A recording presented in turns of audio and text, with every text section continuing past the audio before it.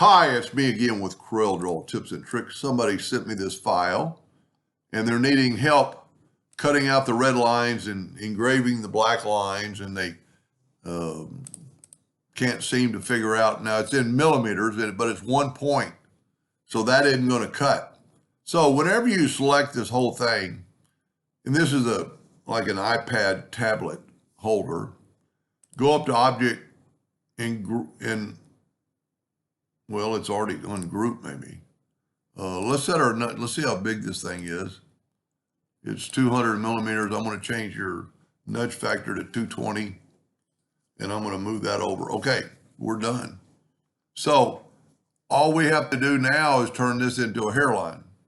Now, if it didn't come apart, you should be able to go and break the curve apart. But since it came apart, I think we're ahead of the ball game. Now, this one is 1 point, and that would be all engraved. So you would run that as the raster job, and whoever drew it did a good job. They've got, plenty of spacing.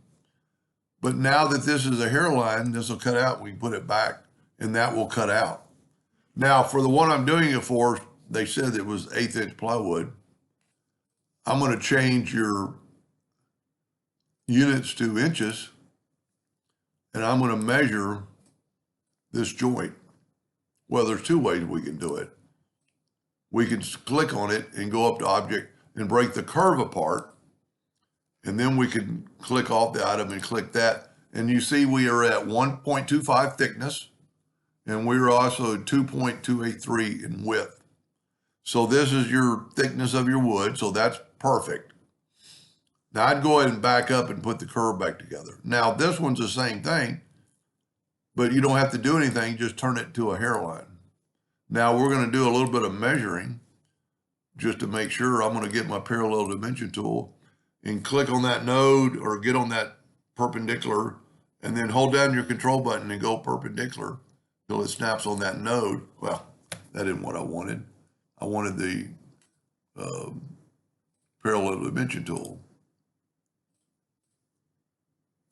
And click on that edge. I was wondering why it said perpendicular. So we are 2.8, but if we run it out, we're 2.832. So we're good on that. That'll fit in there, because even if it was lower a number, you're going to have kerf that's going to, when you cut that out, you're going to have a little bit of, well, you're going to have two kerfs on both these. So that should fit in there. And that's really it.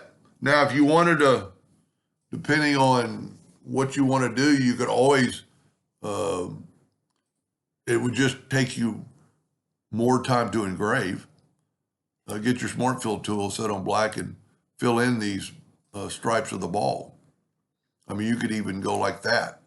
But, well, it's not going to take much longer than that. So this isn't that big. But let's think about something. This is 7 by 7. That's going to take several minutes to run, maybe at least 5. My suggestion would be let's move this out of the way.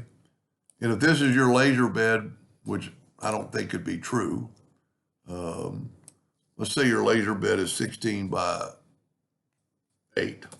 Which is not normal. Let's go, most laser beds would be 24 by 12. So let's say this is your laser bed. If I was going to do this and save time, I would do this right here. I would take my football part and I'd move it up out of the way, and then I'd move this out of the way. I'm nudging with the keys. Now, this is our raster, but it's going to take a while to engrave that because it's a lot of work. What you could do is turn it to a hairline and vector cut that. Let's say it's going to take your laser to cut through 1/8 inch plywood, 100. I know she has an epilogue. Let's say, and I forget the wattage, but if you cut 1/8 inch plywood at, say, like 100 power at 10 speed, run this at 100 power and like 50 speed, is just going to mark it it will not burn it or not burn all the way through. And it will do this probably in less than 30 seconds. It maybe a minute the most. Now, if you wanted it a little bigger lines in the hairline, I mean, it is a hairline, it's just going to mark it. You could always run your laser like 1/8 of an inch out of focus up, and these lines will become larger because the focus beam will be larger then. Now, I would do that on a scrap piece of wood. I mean, some people even go to 1/4 of an inch up, and you'll be really surprised. So then, if you do that, move that out of the way, and move this back, and if you change your focus, change it back, and then run this as a regular cut job at whatever you cut out, 100 power at 10 speed, 5 speed, 15 speed, whatever you normally cut 1/8 inch. Every laser is different. And even every epilogue is a little bit different. 60 watt, the guy next door has a 60 watt and you have 60 watt. It might 2 or 3 power off or up to 5 power off. That'll save you a lot of time. But that's not, I went a little overboard. That's not really what she was asking. But that should work. All the fittings should work. And that's a pretty cool graphic. She was a little bit concerned about what was going to fall out. It's still going to hold together because this is what the wood is going to look like. Let's pick this for wood. That's what it's going to look like.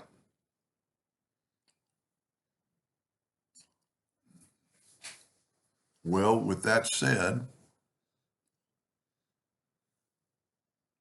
let's back up here. Let's look at some leaks. Okay, that's leaking because that's going in. They put space between them. So it doesn't really matter. That's what the actual wood is going to look like this in all these pieces.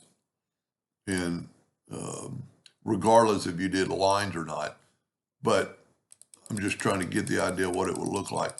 So try engraving it, don't like you normally do, but if not, try that. I call it a vector engraving. Because if you run it at 50 speed at 100 power, it's just going to mark the wood. Anyway, I hope that helped them a little bit. Thank you for watching.